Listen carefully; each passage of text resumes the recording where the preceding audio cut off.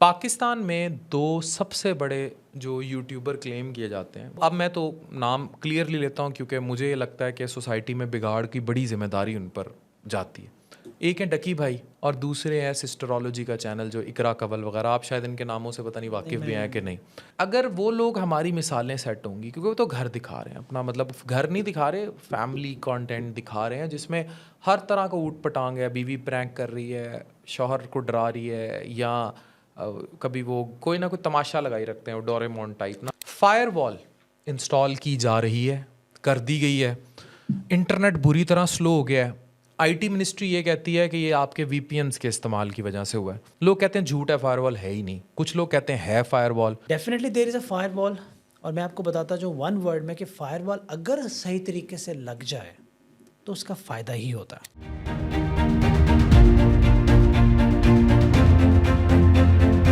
Welcome to doctor Afan Qaiser podcast. मेरे साथ इरफान मलिक हैं। पहले मैं इनका तारुफ करा दूं, फिर ये पॉडकास्ट आपने एंड तक देखना है। अगर आप अपनी ज़िंदगी में 4 पैसे कमाना चाहते हैं इंटरनेट को लेते हुए, अगर पाकिस्तान में वो सांसें लेता रहा।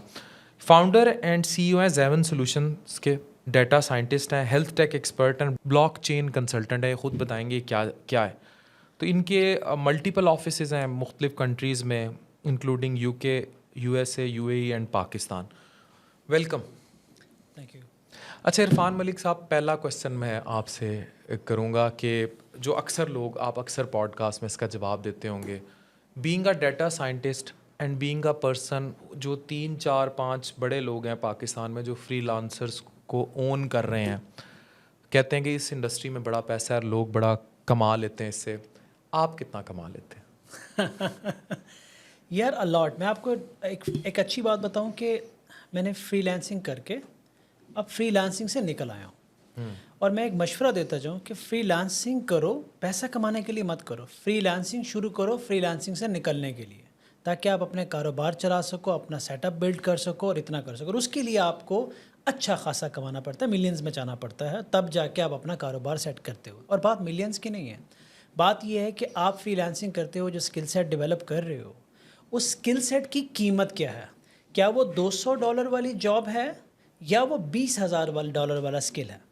अगर आप $20,000 वाला स्किल डेवलप करते हो उस वक्त जब आप $200 की जॉब कर रहे हो, तो इवेंचुअली आप मिलियन से ऊपर कमा कर अपने स्टार्टअप में मूव कर जाएंगे। This exactly what I have done. अच्छा, मुझे आप रफली एक अंदाज़ा बता सकते हैं कि, अगर मैं आपको नहीं ले रहा, आप एक रफ़ एस्टिमेट दे दें कि अगर कोई बंदा आप जैसी पीक अचीव कर ले फ्रीलांसिंग के बाद, वो अपनी कंपनीज़ बना ले, चीज़ें कर ले इस मुल्क में, क्योंकि बहुत सारे यंगस्टर्स इस चीज़ को समझेंगे, और आप क्योंकि एक ऐसी यूं ट्विस्ट लेकर आए हैं अपनी ज़िंदगी में कि आपने ये चीज़ सीखी है और फिर इनकॉर्पोरेट की है और फिर आप आगे आए हो, तो you have a startup like many persons जो कि बहुत स्ट्रगल के बाद ऊपर हैं, जिनका कोई बैकअप बेस उस तरह नहीं थी कि कोई $1,000,000।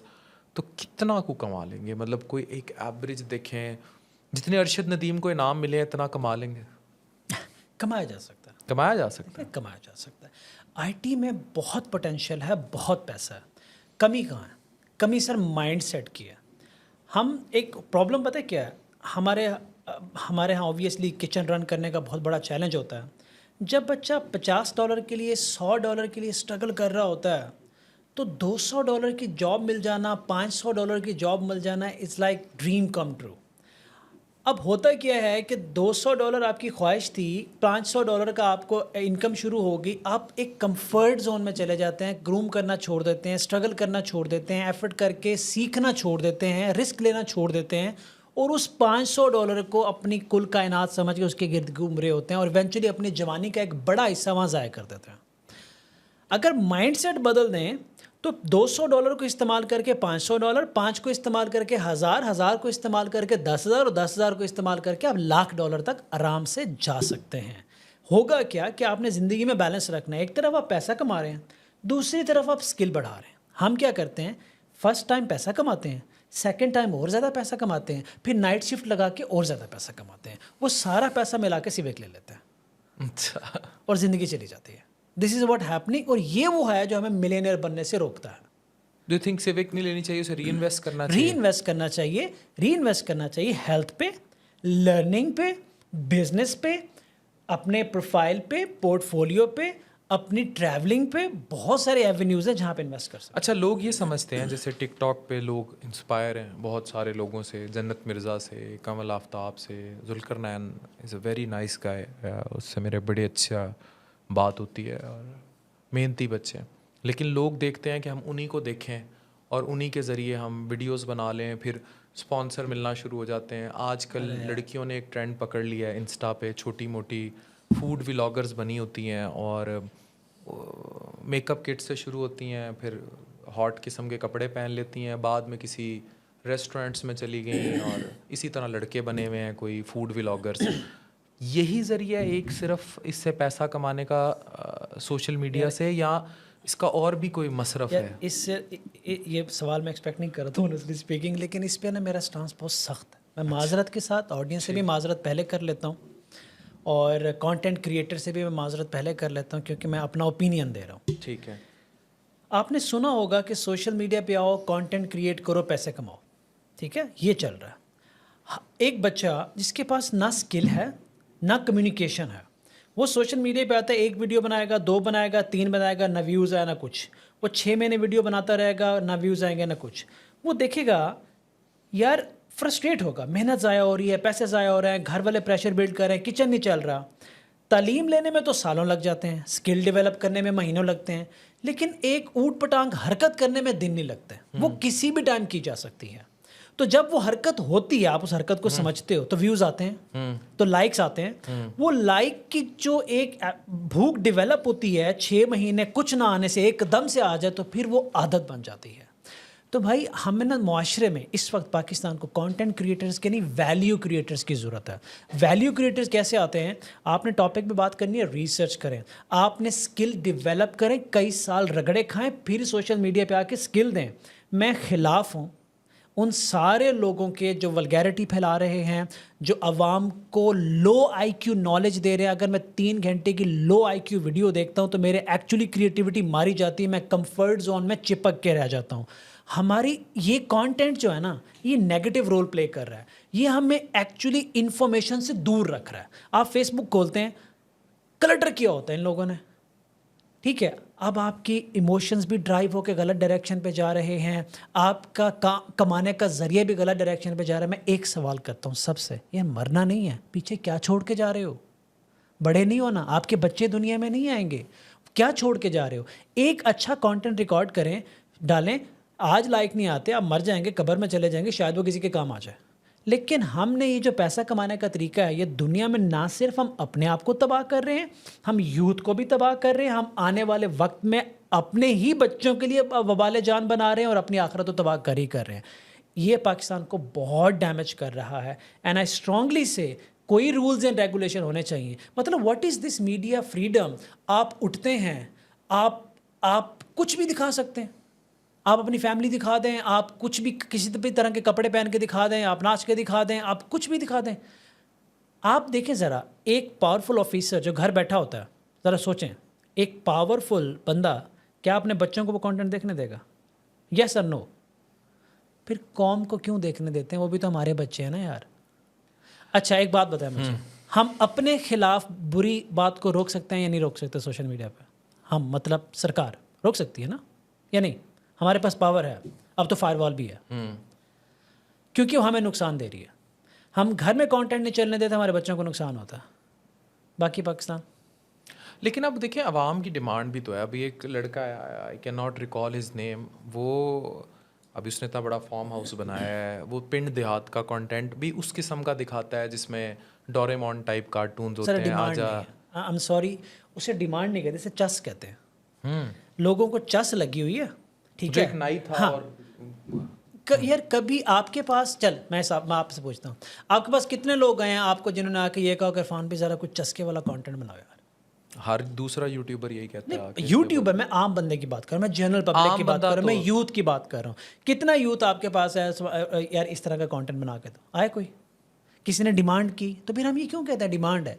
प्रॉब्लम ये है कि human nature, you are a doctor, you will understand कि कॉम्प्लेक्स सब्जेक्ट पे अपने आप को जो अटेंशन स्पैन होता है वो रखना थोड़ा मुश्किल होता है, लेकिन लो आईक्यू पे रखना आसान होता है। और हमने भर दिया वो लो तो आईक्यू अगर कंटेंट। नेशन के अंदर ही लो आईक्यू, अब एक साहब हैं, ये उनकी तस्वीर दिखा रहे हैं, वो ज़बान बाहर निकालते हैं, यूं यूं करके बाल हिलाते हैं टिकटॉक पे, उनके मिलियंस में फॉलोअर हैं और हर तरह का।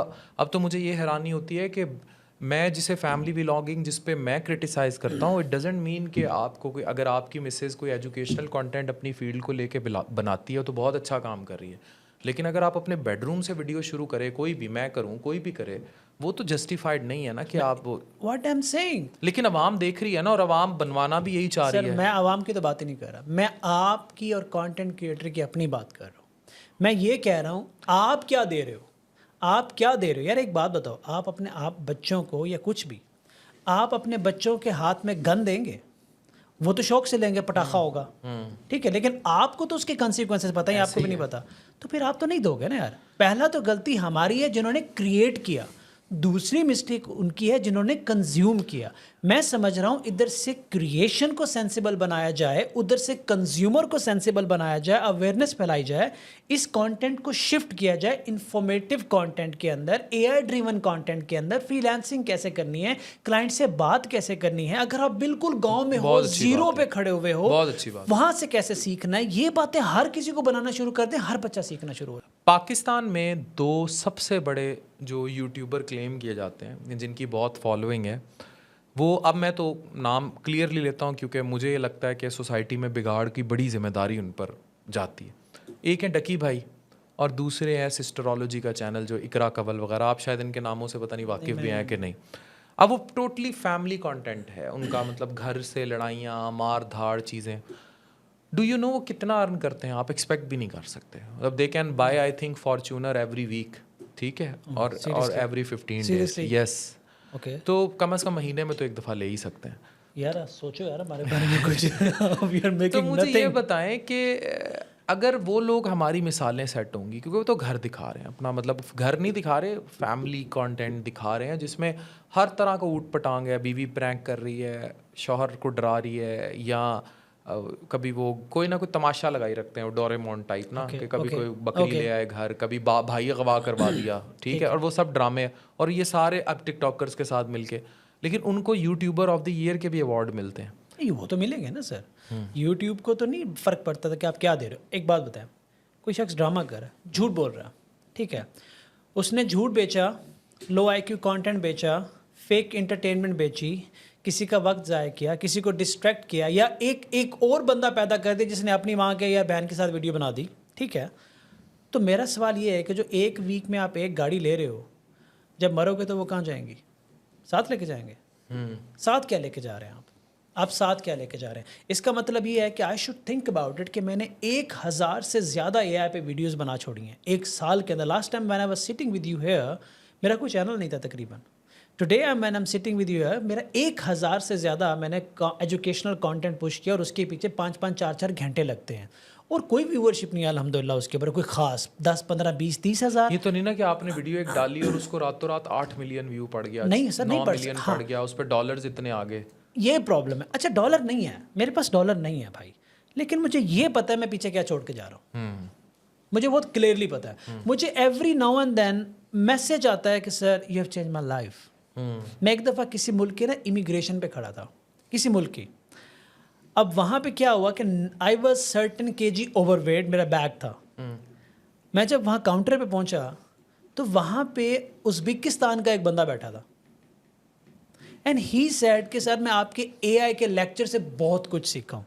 फेवर तो उसने दी, and you have change my life. So यार इससे ज़्यादा बेहतर क्या हो सकता है यार, इससे ज़्यादा बेहतर क्या हो सकता है? सो प्रॉब्लम इज़ दैट कि when you are making a content, at least make an impact. आपको पता है इन लोगों के, मैं नाम इसलिए ले रहा हूँ डकी का बार बार, इनके जो फॉलोअर्स हैं वो भी वो एज ग्रुप है जो 12 से 18 के दरमियान, इवन 8 से 18 के दरमियान फॉलो आउट करती है, इसीलिए इनके बहुत फॉलोअर्स हैं, इनके व्यूज़ भी बहुत ज़्यादा हैं।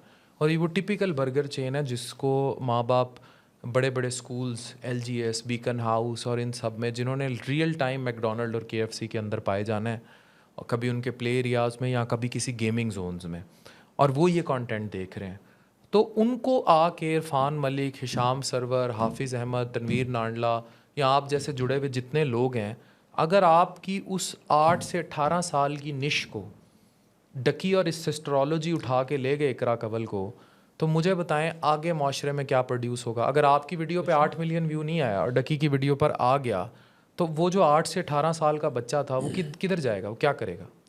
जहाँ व्यू आया वहीं जाएगा सर। वो प्रॉब्लम यही है ना। तो ओरिजिनेट कहाँ से हो रहा है कंटेंट? नए नए ये तरीके कैसे निकले हैं? पता इनके पास मेथड्स हैं। मेथड्स ये हैं कि यार वो काम करो जो किसी ने ना किया। और सबसे ज़्यादा कंटेंट कौन सा बिकता है? नेगेटिविटी। एक तो वो नेगेटिविटी है, एक ब्रेनलेस कंटेंट जिसको देखने के लिए, समझने के लिए दिमाग का इस्तेमाल करने की ज़रूरत ही ना पड़े, वहाँ पे आपको ज़्यादा व्यूज़ पड़ जाएंगे, क्योंकि दिमाग सुकून में है ना भाई। उसके लिए दिमाग, मैं अगर न्यूरल नेटवर्क सिखा रहा हूँ कि न्यूरल नेटवर्क कैसे ऑपरेट करता है या प्रपोजल कैसे लिखना है, उसके लिए तो दिमाग चाहिए ना। फिर दिमाग चाहिए भी और उसका फिर इस्तेमाल भी चाहिए, फोकस भी चाहिए, अटेंशन टू डिटेल भी चाहिए, सारा कुछ चाहिए। क्यों व्यूज़ पड़ेंगे यार? नहीं पड़ेंगे, क्योंकि वो ईजी काम है। अब एक और ख़तरनाक बात ये है, अच्छा ये सबको लगता है, आपने मुझे क्या कहा? आपने ये कहा कि यार यूं वीडियो वीलॉग्स बनाए, डाले और व्यू आ गए। प्रॉब्लम ये है कि इस बात को सुनने वाला बच्चा जो इस वक्त वीडियो देख रहा होगा, वो ये समझा है कि ये करने से व्यूज़ आते हैं। तो let me be very clear, ये ज़रूरी नहीं है कि हर बंदा ये करेगा तो हर बंदे को व्यूज़ आएंगे। उसके लिए एक पूरा ये लोग कितने सालों से कर रहे हैं यार, it takes lots of time. और उसके बाद बहुत सारे एक्सटर्नल फैक्टर्स मैटर करते हैं। तो ये इनकम आप इसको नहीं बना सकते। अगर आपने, मैं समराइज़ करता हूँ, अगर आपने कंटेंट क्रिएशन से इनकम जनरेट करनी है, you have to be a value creator. दुनिया में पैसे मिलेंगे, थोड़े कम मिलेंगे, दुनिया और आखिरत दोनों में मिलेंगे। But if you are just a brainless content creator and wasting someone time, तो वो आपको एक सोचने की ज़रूरत है। मैं इसमें मेरा स्ट्रिक्ट स्टांस है, क्योंकि पाकिस्तान में बहुत गंद फैला हुआ है इस चीज़ से। सरकार कैसे रोकेगी किसी को बेडरूम की वीडियो ना डाले? देखें, अच्छा आप ये बाकी मुल्कों की सरकार कैसे रहा, यूएई में करके दिखाओ, चले करके दिखाएं। क्या उनके पास फायर वॉल है ना? अब तुम्हारे पास भी है, इंशाल्लाह होगी। अभी तो रोले चल रहे हैं, लेकिन उसका फ़ायदा तो नहीं हो रहा ना, उससे तो इंटरनेट स्लो हो गया, लोग भूखे मरने लग गए।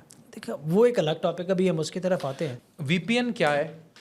क्या सरकार इस पर पाबंदी लगाने जा रही है?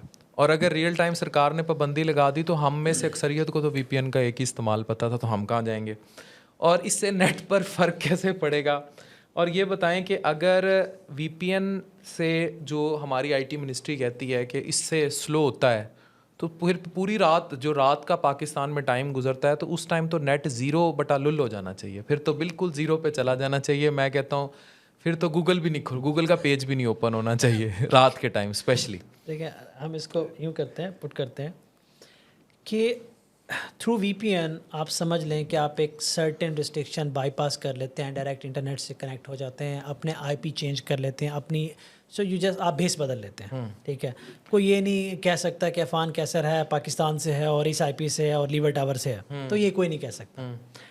तो इसके मल्टीपल यूज़ हैं और वीपीएन को बनाया गया है हमेशा पॉजिटिव यूज़। हर चीज़ के साइड इफ़ेक्ट्स होते हैं, हर चीज़ को आप नेगेटिवली यूज़ कर सकते हैं। कोई मेडिसिन हो, कोई टेक्नोलॉजी हो, कोई टूल हो, कोई व्हीकल हो, कुछ भी हो। वीपीएन को बनाया गया है कि हम बिज़नेस में यूज़ करते हैं कि अगर हमने क्लाइंट के सर्वर को सिक्योरली एक्सेस करना है और हमने आईपी वाइट लिस्टिंग की हुई है और हम चाहें कि हर बंदा उस सर्वर को एक्सेस ना कर सके, तो वीपीएन बहुत यूज़फुल होता है। हम अपने सर्वर पाकिस्तान से बाहर रख देते हैं, उनको एक्सेस करते हैं, बिज़नेस चलते हैं इसके ऊपर, दिन में बिजनेस चलते हैं, रात को आपने वैसे एक्सप्लेन कर दिया। तो वीपीएन पे पाबंदी लगाना, रात भी बिजनेस ही चलते हैं। अच्छा, फिर वीपीएन पे पाबंदी लगाना बहुत बुरा डिसीजन होगा, क्योंकि हमें अप्रूवल लेना पड़ेगी गवर्नमेंट से कि यार हमारा एक क्लाइंट आया, वो चाहता है, वो उसके पास एक वीपीएन है जिसके ऊपर उसकी पहले से टीम बैठी है, उसके पास पेड वर्जन है, वो उस वर्जन पे हमें लाना चाहता, तो पहले हम गवर्नमेंट से परमिशन लेंगे या क्लाइंट से कहेंगे कि भाई तुम्हारा वीपीएन अलग, हमारा वीपीएन अलग। क्योंकि अब यूजुअली क्लाइंट पैरानॉइड होता है, वो ट्रस्ट नहीं करता डेवलपर पे जब न्यूली एंटर हो रहा होता है।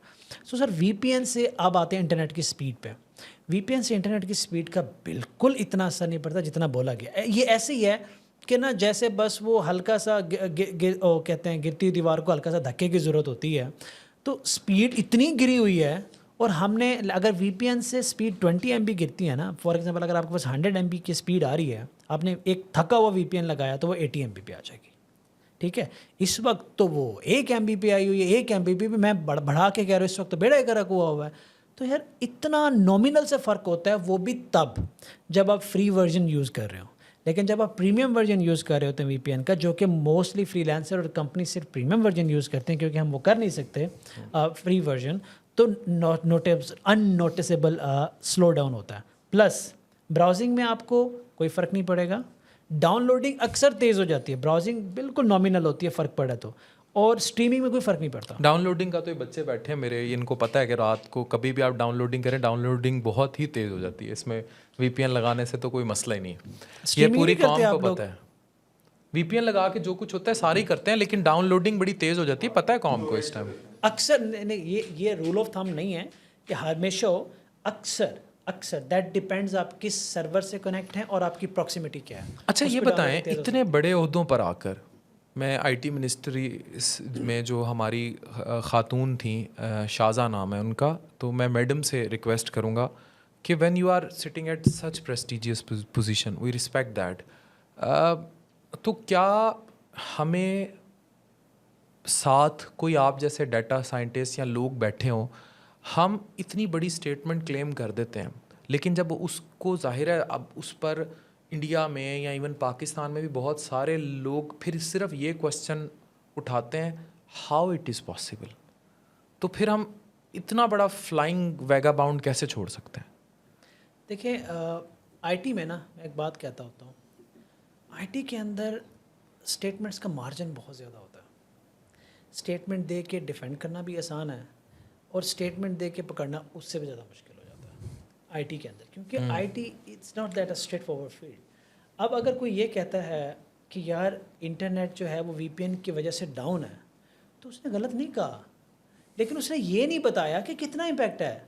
अगर क्या वीपीएन 1%, 2%, 20% इम्पैक्ट देता है, ये 40% इम्पैक्ट, उसने इम्पैक्ट की तो बात अब क्लियर तो आवाम के सामने नहीं है ना। उन्होंने तो यही कहा है कि भाई अगर 14 अगस्त पे भी डाउन था, उससे भी पहले डाउन था, तो वीपीएन आप लोग बहुत ज़्यादा इस्तेमाल करें। जैसे पहले हम वीपीएन इस्तेमाल करते ही नहीं थे, पहले तो कौम को वीपीएन का पता ही नहीं था ना, ये तो इस्तेमाल एक ही पता था, लेकिन ये नहीं पता था कि वीपीएन लगा के ये नौबत भी हम पे आ जाएगी कि कल को हमारी रोज़ी रोटी वीपीएन से आ जाएगी।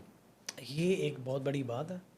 मैंने आज से 2 साल पहले एक वीपीएन बनाया था, मुझे उस क्लाइंट ने ऑफ़र की थी कि यार इक्विटी रख लो, इसको हम लॉन्च करेंगे। मैंने कहा पाकिस्तान में क्या ज़रूरत है ना, टुडे आई एम रिग्रेटिंग यार, वो आई विश मैं इक्विटी रख लेता उसकी, आज तो मिलियनर बन जाते एक हफ्ते के अंदर मेरा अपना वीपीएन होता तो।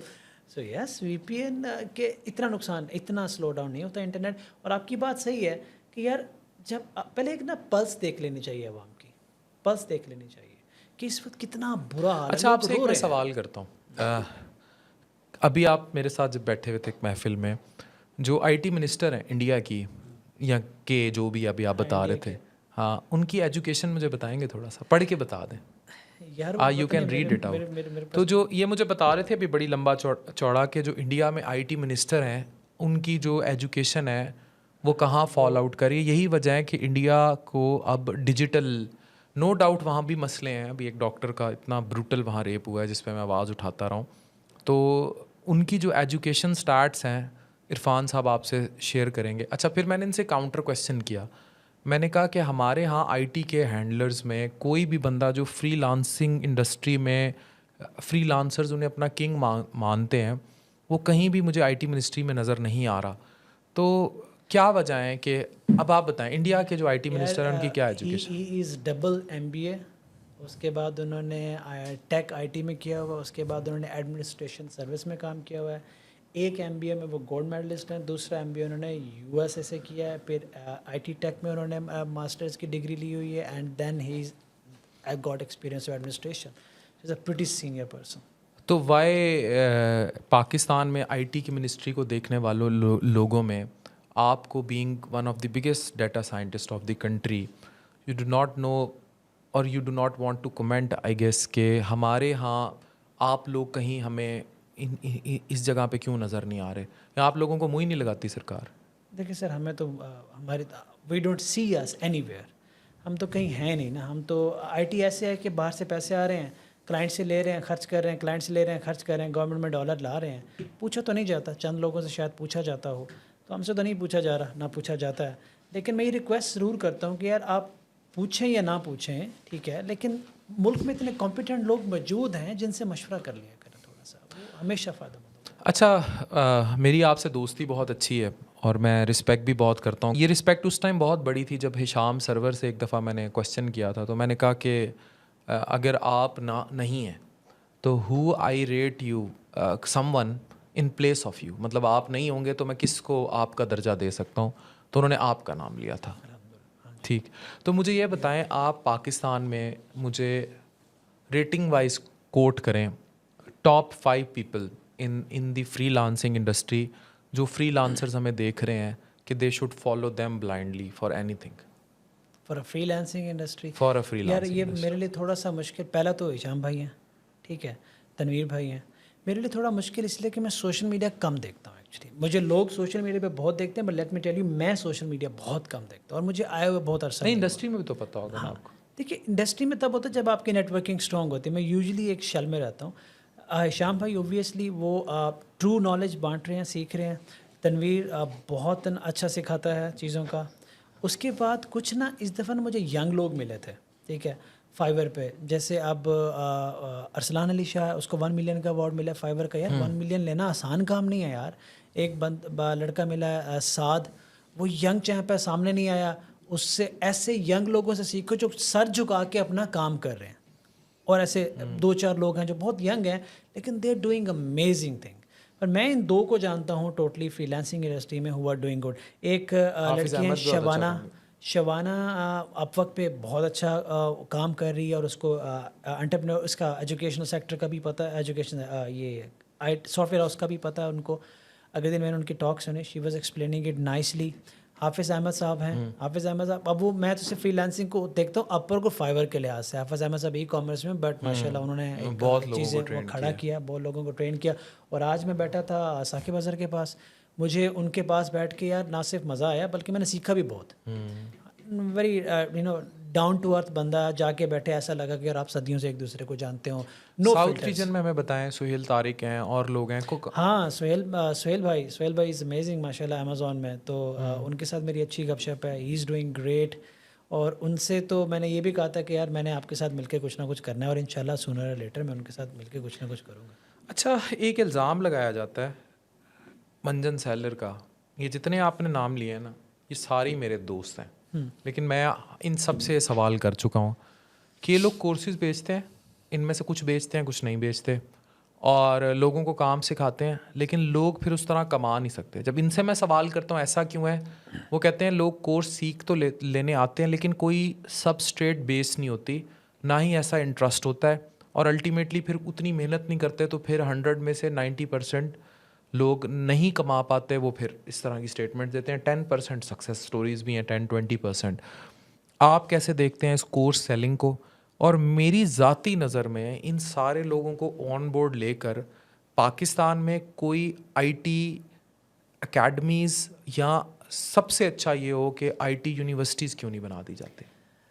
मैं आपको इस मंजन सेलर वाले पे तो बेहतरीन जवाब देता हूँ, फिर दूसरे सेगमेंट में ठीक। इसको मैं 3 हिस्सों में डिवाइड करूँगा, क्योंकि ऐसा सवाल है आप भी सबसे पूछते हो, सारी दुनिया इस पर। ये 3 हिस्सों में डिवाइड करते हैं। एक है सीखने वाले, एक है सिखाने वाले, और एक है क्वालिटी ऑफ द कंटेंट। अगर सीखने वाला मेहनत कर रहा है, सिखाने वाला काबिल है और कंटेंट क्वालिटी का है, तो सर आउटकम आएगी। दूसरी तरफ जाते हैं, सीखने वाले नालायक हैं लेकिन सिखाने वाला काबिल है और कंटेंट क्वालिटी का, आप उसे मंजन सेलर नहीं कह सकता क्योंकि आप नालायक हो। सीखने वाले भी तो नालायक होते हैं ना सर। सीखने वाले ज़्यादा अब सीखने वाले काबिल हैं, सिखाने वाला लायक है, लेकिन वो सब स्टैंडर्ड कंटेंट रिकॉर्ड करा के अनमैनेज्ड कंटेंट दे रहा है, यू कॉल इट अ मंजन सेलर।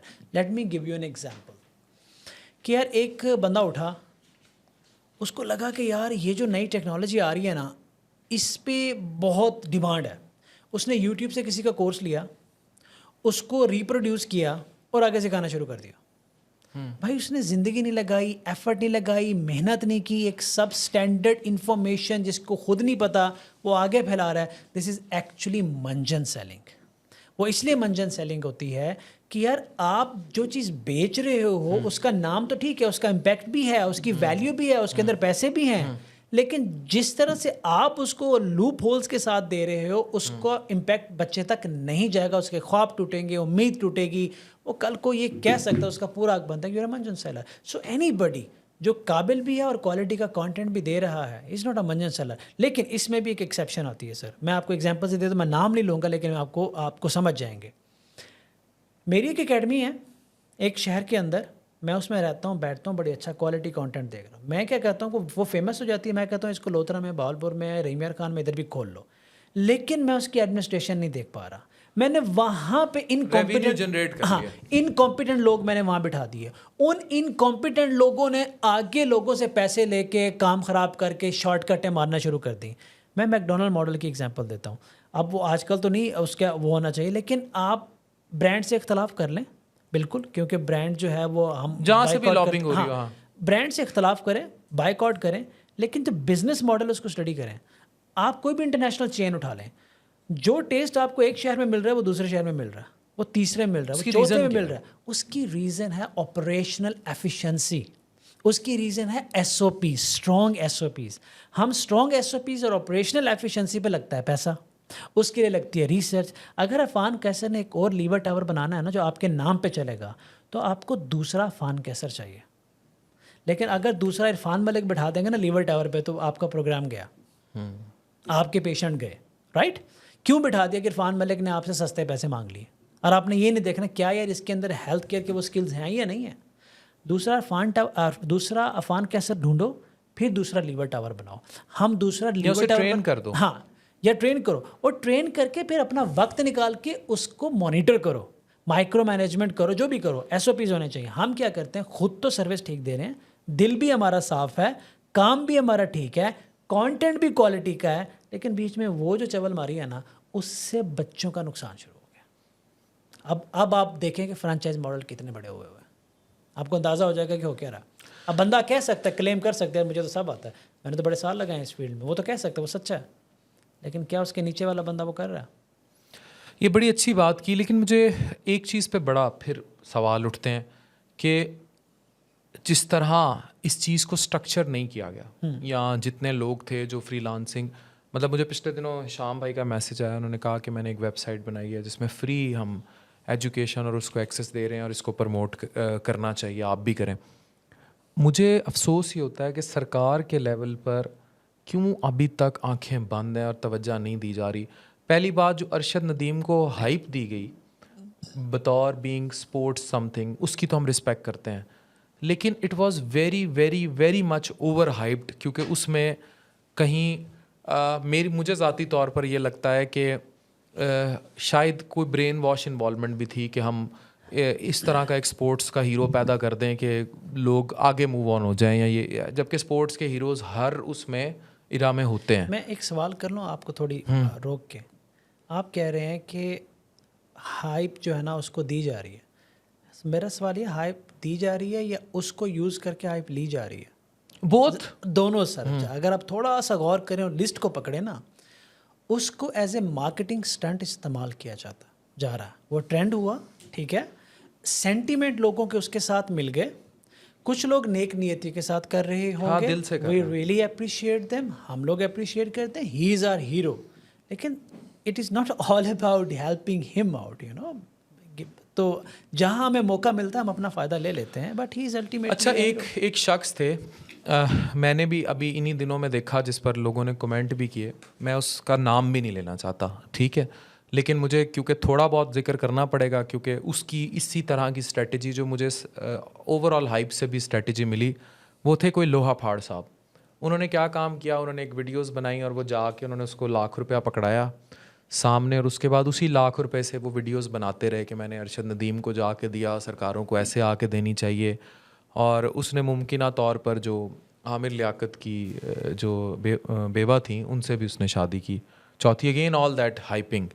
तो जब अरशद नदीम के साथ बहुत सारे लोग मुझे जा के मिलते या उसको चीज़ें देते नज़र आए, चाहे उसका ताल्लुक सरकार से था या गैर सरकार से था, उनमें 50% की अगर नेक नियति थी तो 50% चेहरे मुझे ऐसे लगे जो वही काम कर रहे थे जो लोहा फाड़ करके गया। तो यही जो आपने मार्केटिंग स्टंट वाली बात की है, मुझे भी अफसोस होता है कि अगर उसको वाकई कौमी हीरो का दर्जा देना था तो फिर एक बस हद तक रहना मैं चाहिए एक था। सवाल पूछता, सॉरी मैं आप पॉडकास्ट 2 वे हो रहा है जाएगी यार, जब वो स्पॉन्सर मांग रहा था, जगह जगह फिर रहा था, एड्स लगा रहा था, तब कहाँ थे ये सारे? तब भी तो उसके पास मेडल्स थे, तब भी उसकी प्रोग्रेस उतनी ही स्ट्रांग थी। तो क्या हम लोगों को सिर्फ मेडल पे देंगे, उनकी एफर्ट पे नहीं देंगे, उनकी कंसिस्टेंसी पे नहीं देंगे, उनकी परसिस्टेंसी पे नहीं देंगे, मुल्क को रिप्रेजेंट करने पे नहीं देंगे, उनके जज्बे पे, उनके पैशन पे नहीं देंगे? उसके घर में चूल्हा नहीं जल रहा था और वो मुल्क को रिप्रेजेंट करने के लिए और कितने निकल ऐसे गया होंगे ना था, अभी। उसने रिस्क ले लिया था। प्रॉब्लम ये है कि एक ने मेडल लिया, वो सामने आया, लेकिन इस मेडल लेने के लिए lack of sport and lack of funds की वजह से जो फेल होकर अपनी जिंदगियां बर्बाद कर गए, उनके बारे में कौन पूछेगा?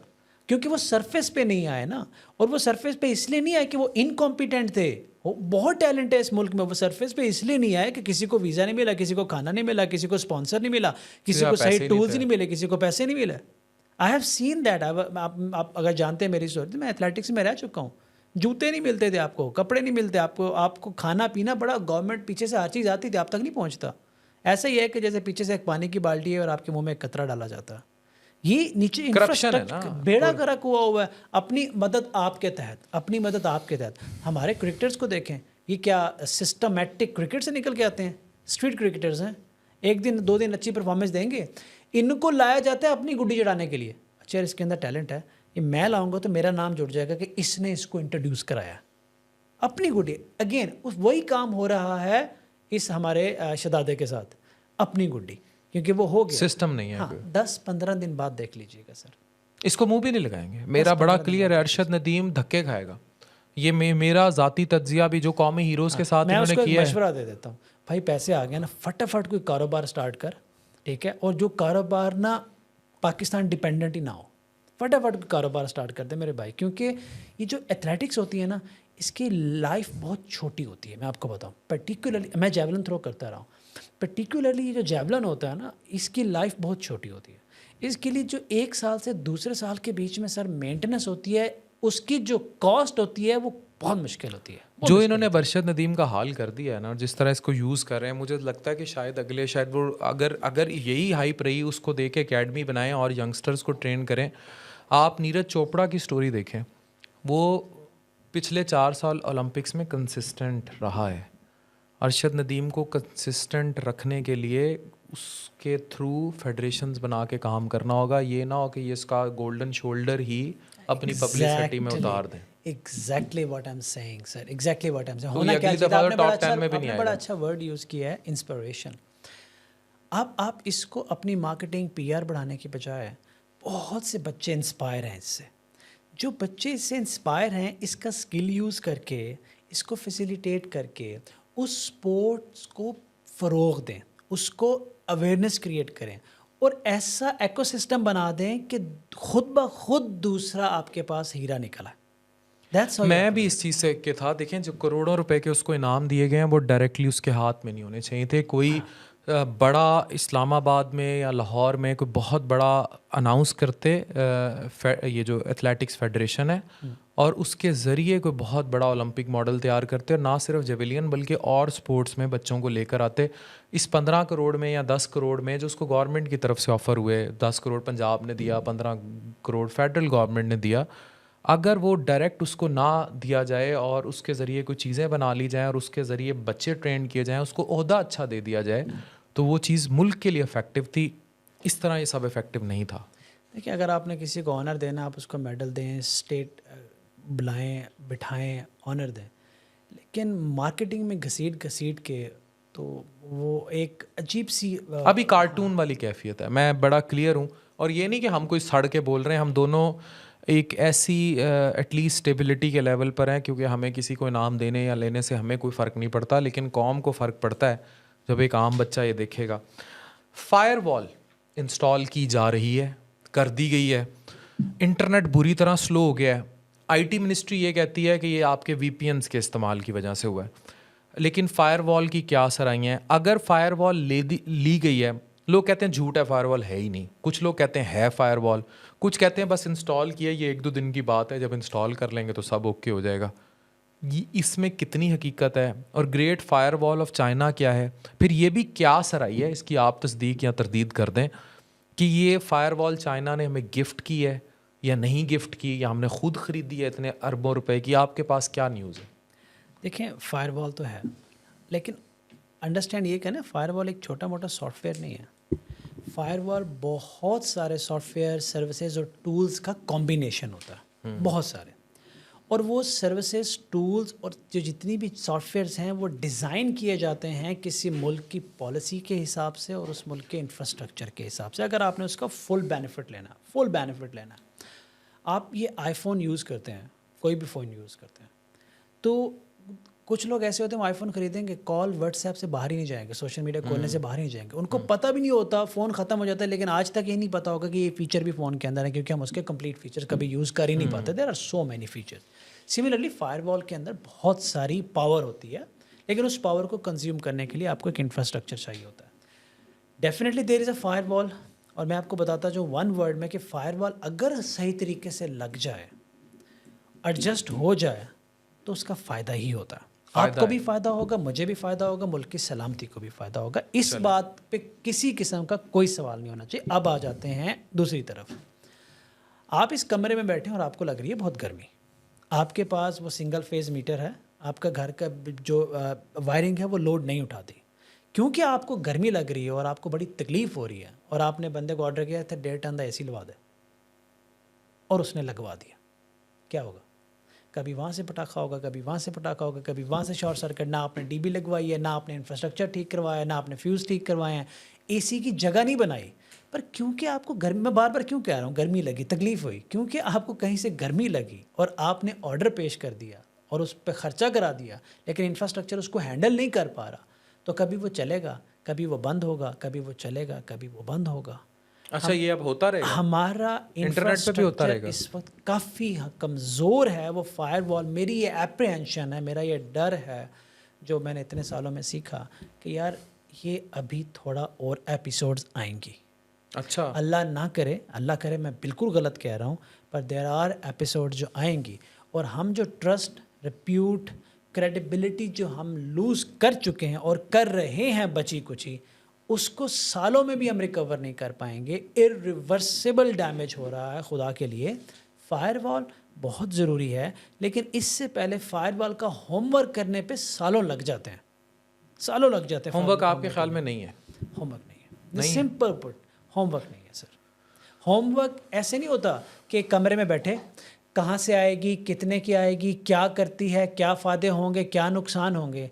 होमवर्क ये है कि आप सर्वे करते हो और एक फ्रीलांसर्स को क्या नुकसान होगा, अफान कैसर को क्या नुकसान होगा, फूड पांडा वाले को क्या नुकसान होगा, बिजनेसमैन को क्या नुकसान होगा, एग्रीकल्चर को क्या नुकसान होगा, टेक्सटाइल को क्या नुकसान होगा, इंफ्रास्ट्रक्चर में क्या अपग्रेडेशन की ज़रूरत है, क्या एडजस्टमेंट की ज़रूरत है, इंटरनेट की बैंडविड्थ कैसे बढ़ाएंगे, बैंडविड्थ कैसे कंट्रोल करनी है, आप बाकी सारे स्टेक होल्डर्स को ऑन बोर्ड करना है, फिर राइट टीम प्रिपेयर करनी है, राइट टीम ट्रेन करने के बाद फायरवॉल लानी है, उसकी टाइम ड्यूरेशन तय करनी है, टाइम ड्यूरेशन तय करने के बाद कम्युनिकेट करना है, कम्युनिकेट करने के बाद सबको एतमाद में लेने के बाद इंस्टॉल करनी है, इंस्टॉल करने के बाद सामने आके पावरफुली कहें कि हमने अपने मुल्क में वैल्यू एडिशन किया and will clap for them. Sorry, लेकिन नथिंग इज हैपनिंग। इन्होंने तो ला के बस कर दी।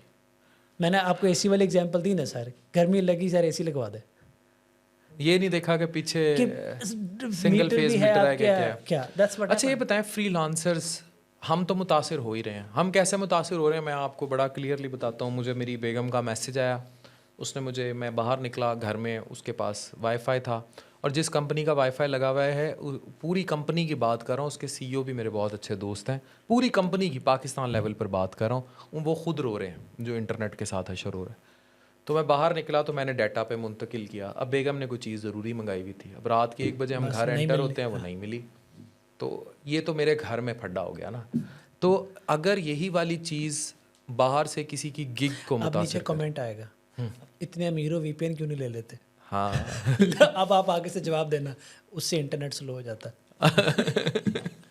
ये बात ठीक है वैसे। राइट ऑन पॉइंट तो हो गया ना, ये आपने समराइज कर दिया। मेरी बेगम को भी डाटा साइंटिस्ट है, उसको पता है कि ये जो IT मिनिस्ट्री ने कहा है वो ठीक नहीं कहा। वो भी आप वाला जवाब देगी कि इससे वीपीएन स्लो नहीं होता, तुम पहले भी वीपीएन इस्तेमाल करते हो। तो ये मुझे ये बताएं कि इससे फ्रीलांसर्स कितना मुतासिर होंगे, इनके गिग्स पे क्या फ़र्क पड़ रहा है? जो चीख रहे हैं कि फाइवर ने उठा के फेंक दी है पाकिस्तान की गिग्स, पहले तो हमें गिग्स का ही नहीं पता, ये फ्रीलांस आप बताएंगे, और उनको बिज़नेस नहीं दे रहे और बेड़ा गर्क उनका हो गया, उनके कारोबार तबाह हो गए हैं। ये कैसे फाइवर ऑपरेट हो रहा है या अपवर्क ऑपरेट हो रहा है, और क्यों ये इंटरनेट के मसले की वजह से हम मुतासिर हो रहे हैं? Very very important question. देखो, पहले ना जवाब देने से पहले ये समझ लें कि एक फ्रीलांसर जो है वो प्रोजेक्ट लाता कैसे है। जब तक ये समझ में नहीं आएगी ना, हमारे मुल्क में फ्रीलांसर्स के लिए कोई पॉलिसी नहीं बनेगी। यार वो कई कोर्सेज करता है, डिग्री करता है, ठीक है, अच्छा। उसके बाद वो अगर आप वक्त पे है प्रोफाइल बनाएगा, बिडिंग करेगा, फ्री में भी काम देने को तैयार होगा, रात दिन जागेगा। हर बिट करने के बाद ना अफान भाई, हर बिट करने के बाद दिल से दुआएं नहीं कर रहे थे, रात को दुआएं नहीं कर रहे थे, अम्मा से कह रहा होता है, अब्बा से कह रहा होता है, खुद मसले पे अल्लाह करे यार प्रोजेक्ट आ जाए, अल्लाह करे ये प्रोजेक्ट आ जाए। क्यों? प्रोजेक्ट आता है तो किचन चलेगा, प्रोजेक्ट आएगा तो घर चलेगा। बड़ी स्टोरी है। और वो उसके ऊपर डिपेंडेंट होता है, ठीक है।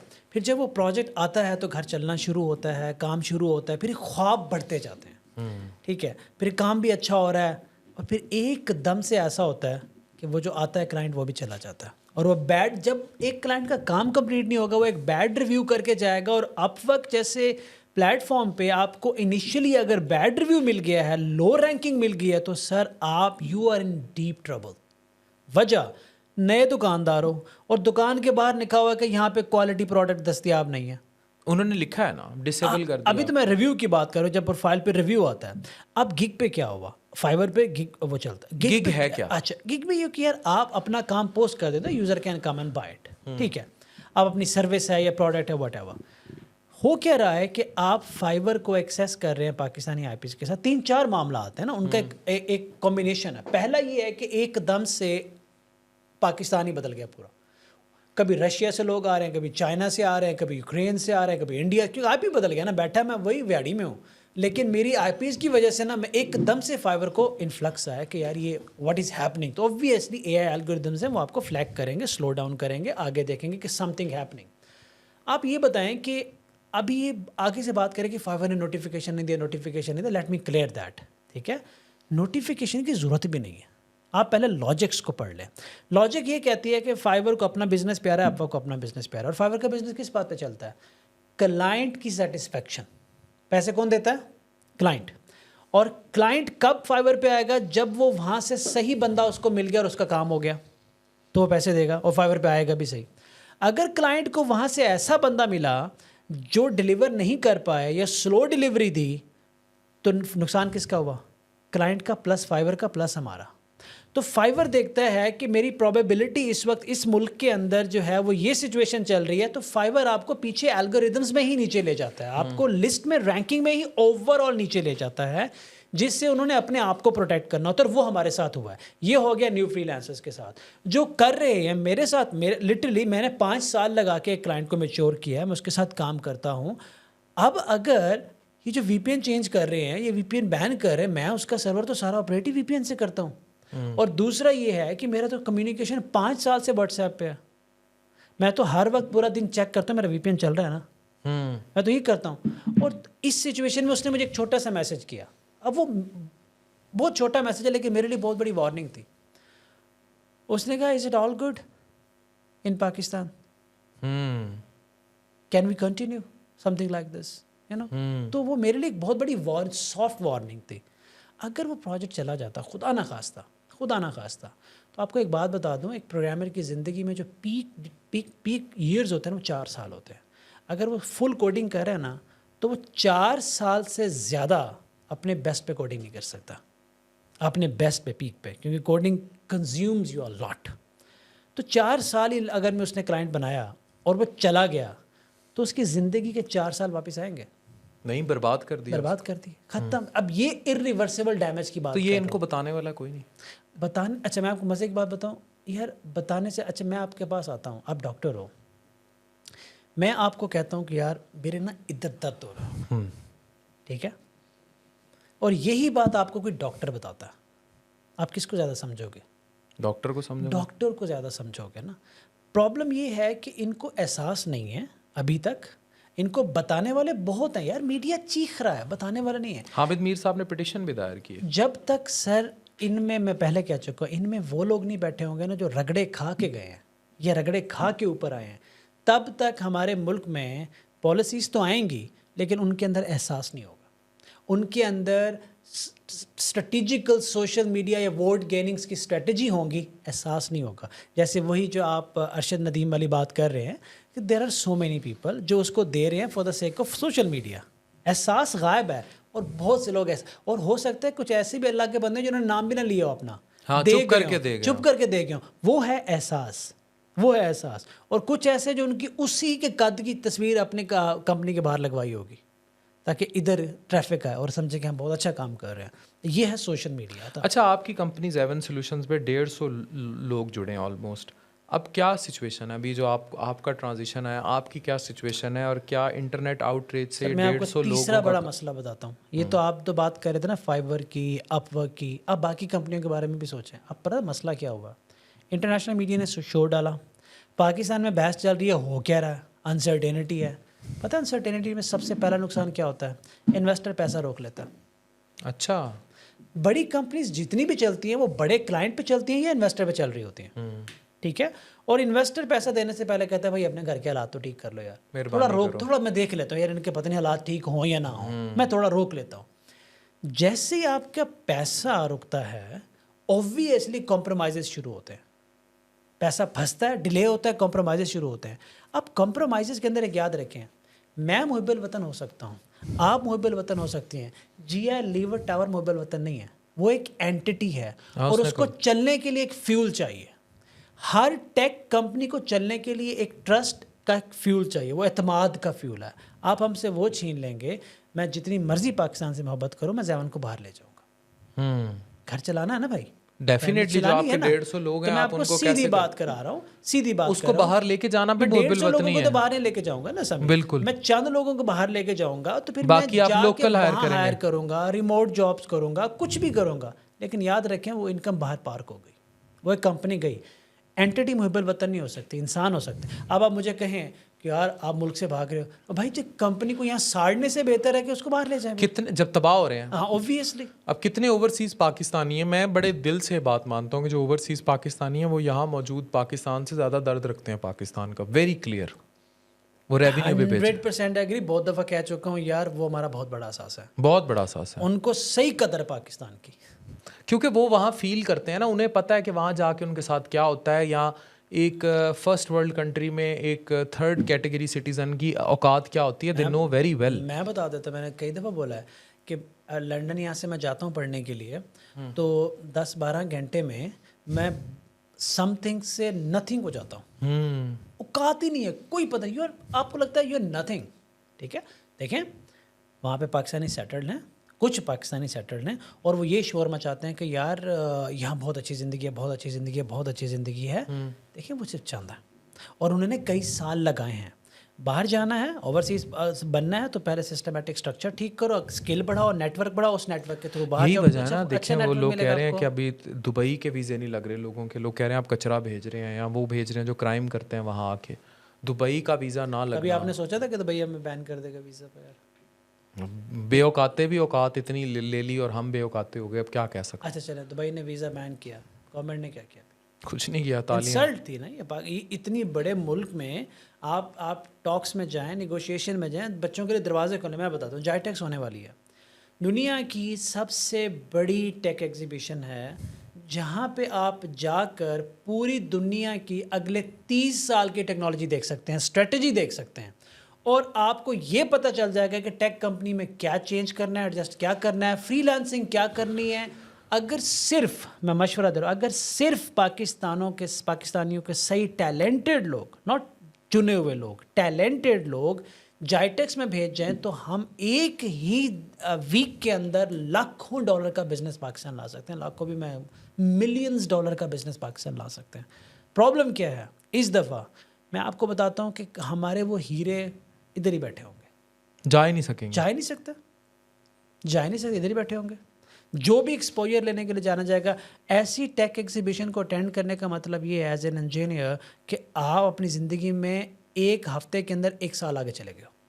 1 हफ्ते के अंदर आप 1 साल आगे चलोगे। I am not wrong. क्यों सर? पूरी दुनिया, आप गोरे के साथ कम्युनिकेट कर रहे हो, आप काले के साथ कम्युनिकेट कर रहे हो, आप मेल के साथ कर रहे हो, फीमेल के साथ कर रहे हो, अरबी के साथ कर रहे हो, इंग्लिश के साथ कर रहे हो। आप हर रंग नस्ल के शख्स के साथ वहाँ बात करते हो, टेक्नोलॉजी देखते हो। अगले 30 साल के आपका दिमाग खुलता है, विजन ब्रॉड होता है आपका। फिर आप वो पाकिस्तान लाते हो। बंद हो गया सर। कोई एक मैसेज आप देना चाहें सरकारी लेवल पर भी, और वो लोग जो इंटरनेट के मुतासिरीन हैं, हम लोग तो हैं ही हैं, लेकिन और हमारे कारोबार भी मुतासिर हो रहे हैं, हर किसी के हो रहे हैं। हर किसी के कारोबार हो रहे हैं। मैं गवर्नमेंट को सिर्फ इतना मैसेज देना चाहता हूँ कि फायरवॉल गलत नहीं है, हमें सब पता है। सिर्फ उस पे होमवर्क करके सिस्टमेटिकली हमें लूप में रख के आवाम को कम्युनिकेट करके सही इन्फॉर्मेशन दे के एक क्रेडिबल इन्फॉर्मेशन जो हम क्लाइंट को पास कर सकें और अपना ट्रस्ट बचा सकें, इतना हमें दे दें। जो आप कर रहे हैं कौमी सलामती के लिए वो आप ज़रूर करें, लेकिन उसको इस तरह से मत करें कि यार लोगों को सारी ज़िंदगी वो अपने नुकसान से ही ना खड़े हो पाएँ। हमारा कौमी सलामती के लिए सबसे बड़ा सासा 64% यूथ है। अगर आप इसको अपने ख़िलाफ़ कर लेंगे, नकारा कर देंगे, गुस्सा दिलाएंगे, इनको फ्रस्ट्रेट कर देंगे, इनको भगा देंगे, सर आप बताएं फायरवॉल क्या करेगी? कुछ नहीं कर सकते, कुछ नहीं कर सकती। बागी पैदा करेंगे, बागी पैदा करेगी। सेकेंडली, अब मैं हमेशा पॉजिटिव बात करता हूँ कि यार मैं हमेशा कहता था कि फ्रीलांसिंग कंप्यूटर साइंस की दुनिया में मैं ये चाहता था कि ये बहाने मत लगाओ कि जी पाकिस्तान के हालात ख़राब हैं, गवर्नमेंट सपोर्ट नहीं कर रही। भी बहाने मत लगाओ। कंप्यूटर साइंस की दुनिया में यू आर एक गवर्नमेंट, आप पूरी सल्तनत हो। हर शख्स एक पूरी सल्तनत है। वो कमरे में बैठ के सीखेगा, वो कम्युनिकेशन सीखेगा, वो उसी कमरे में बैठ के प्रोफाइल बनाएगा, वो उसी कमरे में बैठ के सर्विस डालेगा, वो उसी कमरे में बैठ के क्लाइंट को सर्विस देगा, वहीं बैंक अकाउंट बनाएगा, वहीं पैसे आएंगे, वहीं टीम बनेगी, वहीं दुनिया में रिमोट हायरिंग करो, वहीं मिलियनेयर बन जाओ। डू नॉट मेक एक कमरे, डू नॉट मेक एक्सक्यूज, बहाने ना बनाओ। आज इतने सालों में पहली मर्तबा मैं उनको कुछ नहीं कह सकता क्योंकि इंटरनेट ही नहीं है।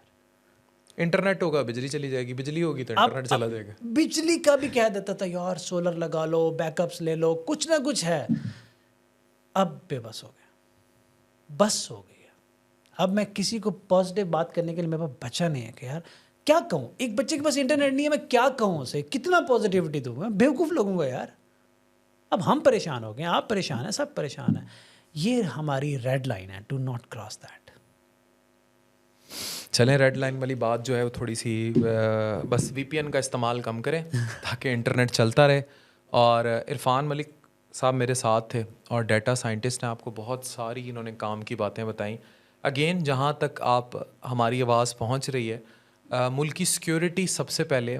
मुल्क ही नहीं रहेगा तो कुछ भी नहीं रहेगा, लेकिन मुल्क में जो 64% यूथ है, अगर वो भूखी मर जाएगी और इंटरनेट नहीं होगा तो फिर भी कुछ नहीं बचेगा।